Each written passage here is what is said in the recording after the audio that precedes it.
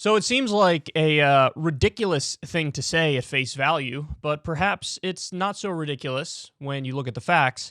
Um, we're playing with fire here, man.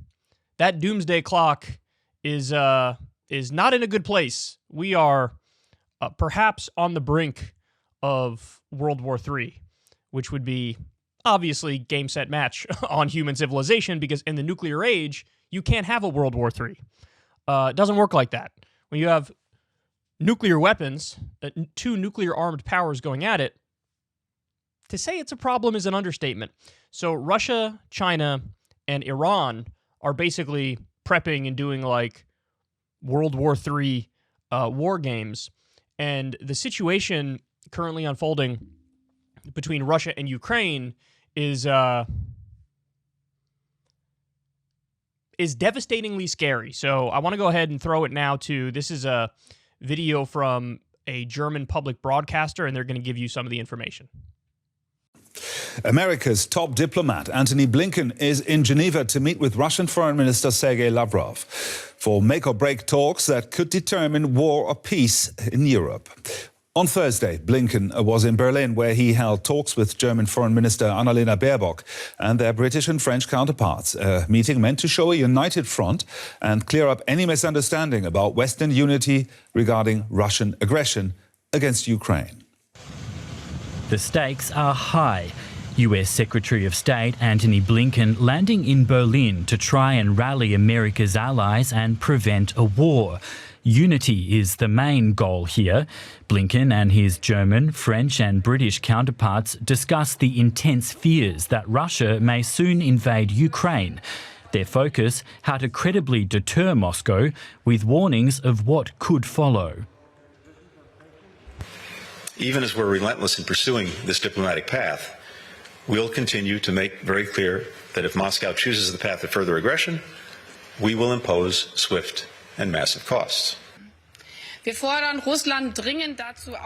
urgently call on Russia to take steps towards de-escalation. Any further aggression would have serious consequences. But comments by the US president a day earlier have raised questions about whether those consequences really do apply to any act of aggression. Russia will be held accountable if it invades, and it depends on what it does. It's one thing if it's a minor incursion and then we end up having a fight about what to do and not do, etc. But if they actually do what they're capable of doing with the force amassed on the border, it is going to be a disaster for Russia. The White House later tried to clarify, insisting that the West would react come what may.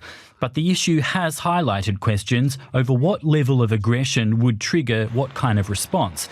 The US has made it clear that it would expect Berlin to target the controversial Nord Stream 2 pipeline, which links Germany to Russian gas. It's also worth noting that gas is not flowing through Nord Stream 2 yet, which means that the pipeline is leverage for Germany, the United States, and our allies, not Russia.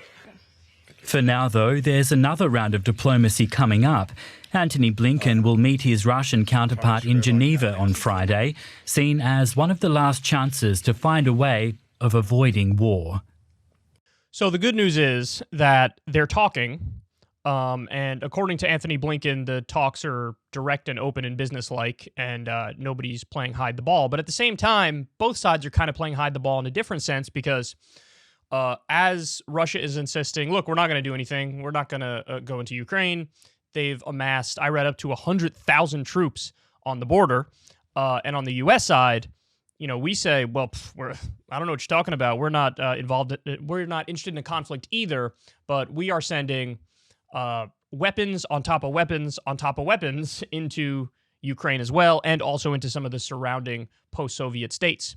So, and by the way, these things are viewed from both sides as red lines. So, like, the West doesn't want Russia to put any troops on the border, of course, and Vladimir Putin and the Russians don't want the U.S. to send weapons into states bordering Russia. I mean, how would we feel if Russia set up a bunch of missiles in Cuba? Seems like something like that may have happened at some point in history, and we reacted in not such a great way. We were tensions were so high, and we're lucky we escaped without an absolute cataclysm. How would we feel if Russia was funneling weapons into Mexico and Mexico was an enemy state of ours? I don't think we'd like that very much. So in order to understand this conflict, you have to understand the history of the region, because a lot of people, I mean, literally every mainstream media pundit, and of course every right-wing commentator, none of them will give you the history of what led to this. They just talk about it as if usually the default assumption is like Vladimir Putin is Hitler and he's trying to take over, every area under the sun, and he has world domination goals. And so, anything we do to try to deter that is just and moral and righteous and virtuous. That seems to be the prevailing underlying narrative and assumption when people talk about this, but it really is not that simple. And it shouldn't surprise you guys in my audience to know that it's not that simple. So in an article in the New York Times, and credit to the New York Times for putting this line in there, although I will say there's an article that came out 2 or 3 days ago, and this line was way deep in the article, but nonetheless it's there. So they say, quote, Russia's demands include a legally binding halt to NATO's eastward expansion and a withdrawal of NATO troops from countries like Poland and Baltic nations that used to be aligned with or part of the Soviet Union. The United States has dismissed those demands as non-starters, even as American officials offered talks on other matters, such as military exercises and the placement of missiles. Okay, so now also Biden is talking about, he's reviewing plans to send anywhere from 1,000 troops to 5,000 troops, U.S. troops, boots on the ground in the area near Russia's border. Okay, this is getting beyond crazy and reckless and dangerous, of course. So here's what happened. When the Soviet Union broke up, in other words, when the West won the Cold War, we gave our word to Russia. Look, we're not going to expand NATO any closer to your border. That was part of the post-Soviet Union deal when we broke up the Soviet Union and created all of the post-Soviet states. And ever since we gave them our word on that, we've gone back on our word. And in fact, NATO has crept closer and closer and closer to Russia's border. Now, from the Russian perspective, this is an act of aggression.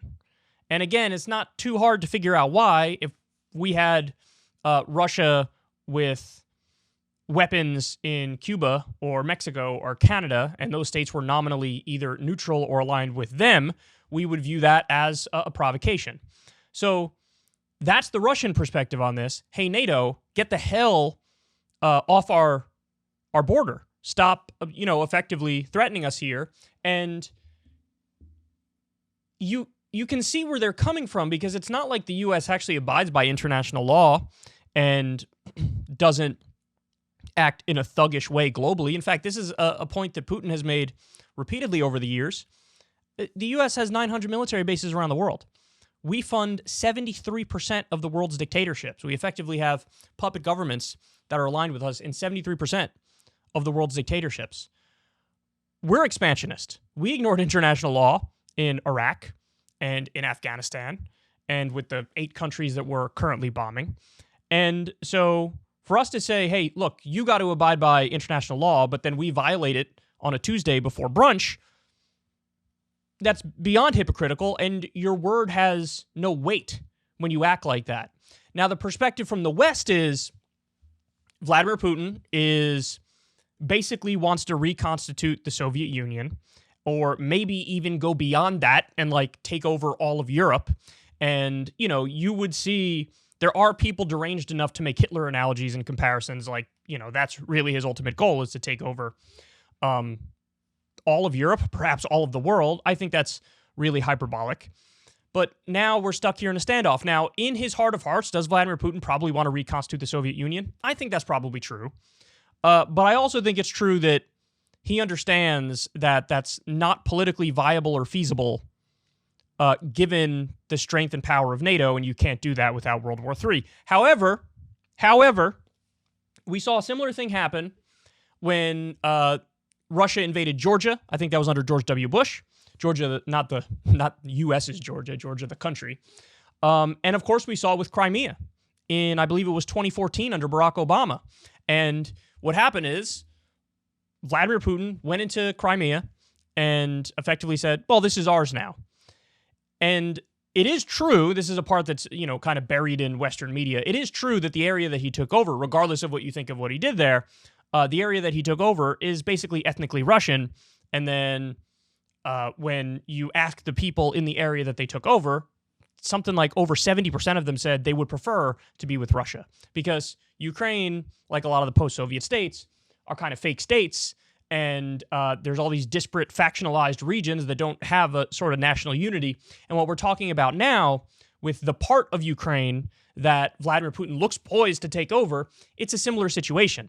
And in the case of Crimea, he did it because the Russians needed access to a critical port that was there that, they view it as, well, if Ukraine aligns with the West and you have like American warships in this port that's right here by our doorstep, that is beyond an act of aggression, that's, almost close to an act of war, it has us boxed in totally and completely, and they fear that the West wants to topple their government and wants to meddle in their affairs.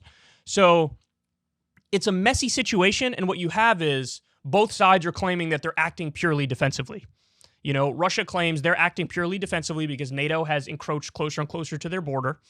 And by the way, under Donald Trump, a lot of people don't know this, but under Donald Trump, he acted in a very aggressive way towards Russia, despite all the Russiagate propaganda. There was a NATO buildup on Putin's border under Donald Trump. They viewed that as an act of aggression. It was Donald Trump who rejected the Nord Stream 2 pipeline. By the way, that's a pipeline that Biden effectively approved. I mean, I agree with Biden on that because he says, look, hands off, this has nothing to do with me. It's an issue between Germany and Russia, and if Germany wants a Russian pipeline going into them, sure, I might not like it as the American president. I want you to buy our natural gas and not Russia's, but, Russia has it cheaper, and if you want to make a deal with them, well, who the hell are we to interfere?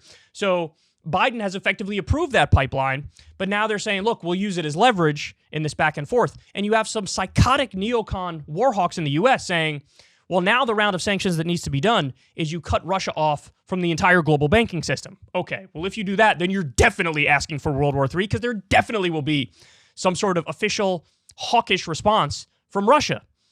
And so Biden took a lot of shit for saying what he said there, but I think he's being honest and open.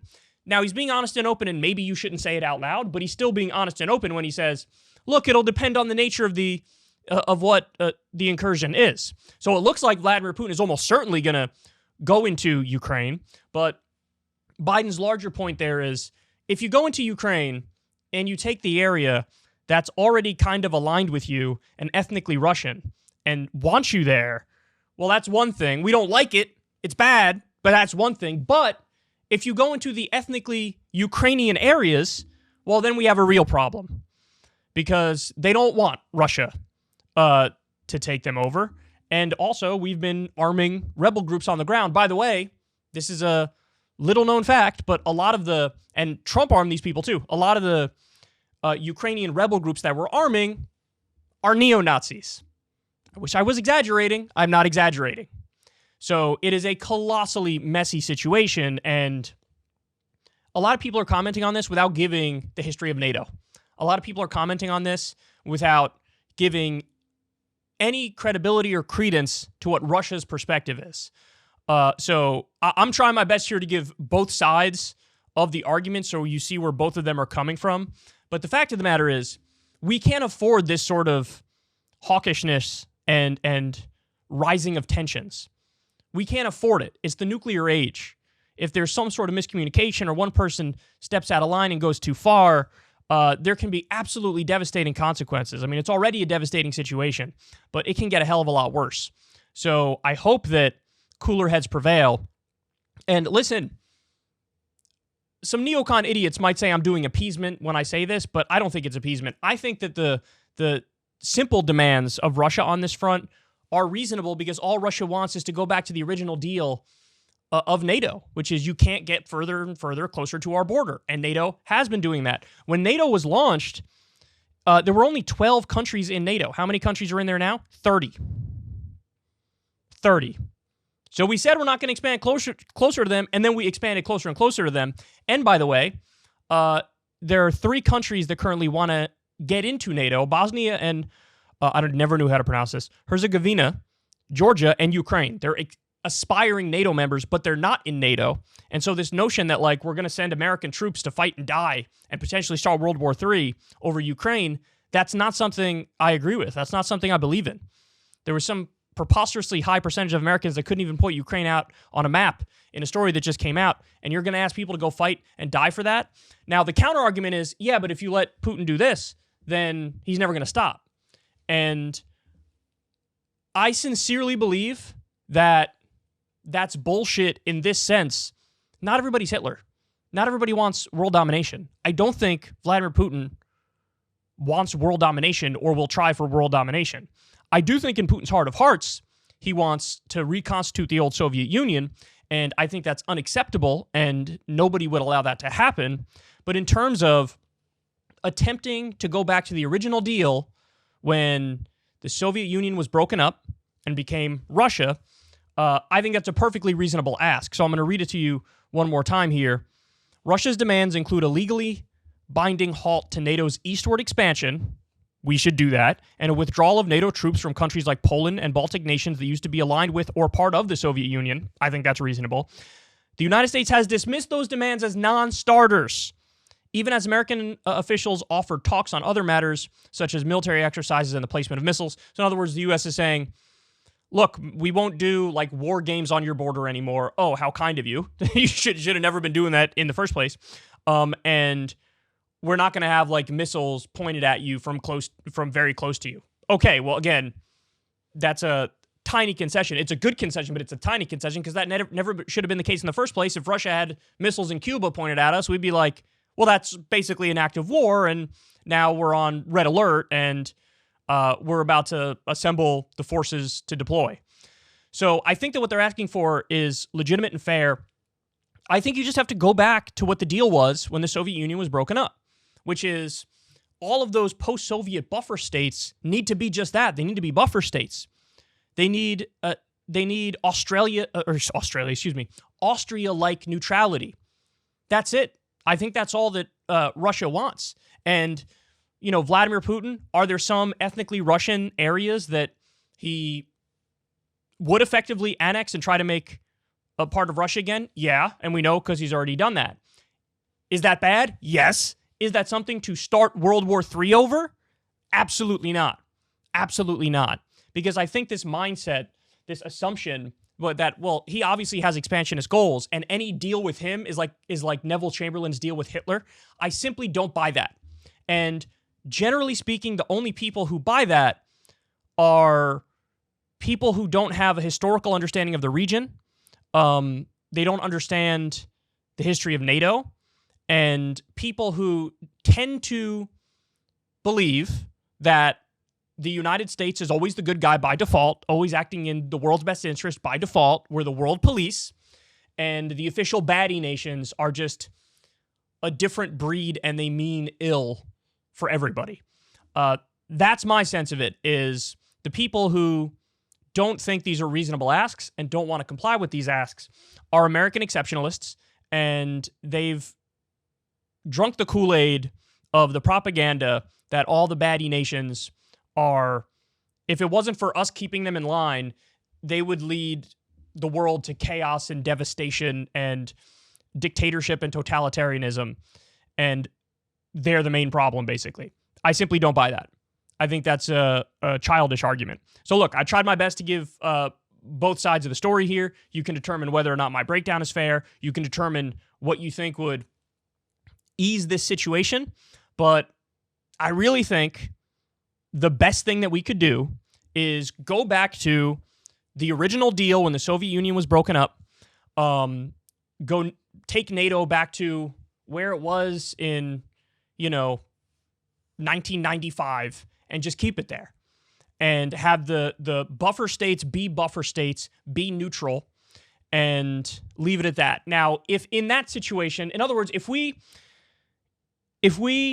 give into and agree to the reasonable asks of Russia, well, then we'll take it from there. And you know what? Hey, maybe I'm wrong. Maybe when we do that, if we do that, then Russia tries not only to take over ethnically Russian areas, which is one thing, but also goes further and actually tries to reconstitute the old Soviet Union by force. Well, in that instance, the second that, he gets to a NATO country, all bets are off, and then you do have World War III. And in that instance, that wouldn't be the fault of America. That wouldn't be the fault of the West. That would be the fault of Vladimir Putin, because he would have goals that are too expansionist for peace. And if that's the case, that would be my commentary. But as of right now, that's not the case. And the asks, I think, are perfectly reasonable. And unfortunately, I don't think the West is gonna honor these asks, which are fair. And I think he's gonna go into Ukraine, but I think he's largely gonna go into just the ethnically Russian areas of Ukraine, which it's not a good thing that he's gonna do that, but he's gonna do that. And then you just have to hope that Joe Biden is as reasonable as Barack Obama was, and you don't start a war, and you don't engage in kind where we can have escalation to the point of absolute catastrophe. Because in the nuclear age, you can't have two nuclear armed powers in a hot war, because it's too dangerous. And we're all at risk if we do that. So you just have to hope that, because I do think, since the West is not going to agree to the reasonable asks of, like, go back to original NATO and stop expanding towards our border, since the West is not going to do that, I do think Vladimir Putin is going to go into Ukraine in the ethnically Russian areas. And I just hope Biden's smart enough not to escalate from there, because that would be devastating. But look, honestly, based on what Biden said there, it appears like his instinct is the same as mine, where he says, look, if it's just a little incursion, then, what are we going to do? Let's not start World War III over that. He said it. I just hope that the pressures behind the scenes from the deep state are not too impenetrable, where he feels like he has to react in kind, which could make everything go out of control. So anyway, there you have the breakdown. I really hope cooler heads prevail. This is a dangerous situation for the world, and it's not getting as much talk and fair coverage as it needs. People are too busy talking about sexy M&Ms and whatnot, which I will do as well, but this is the meat and potatoes. This is the more important stuff, and it's a time to cross your fingers if you're, superstitious, or even if you're not, and just hope that we can get through this, and the power of talking and honesty and negotiations wins out over our more primitive, violent instincts. Hey, y'all, do me a favor and like and subscribe. It helps out big time in the algorithm.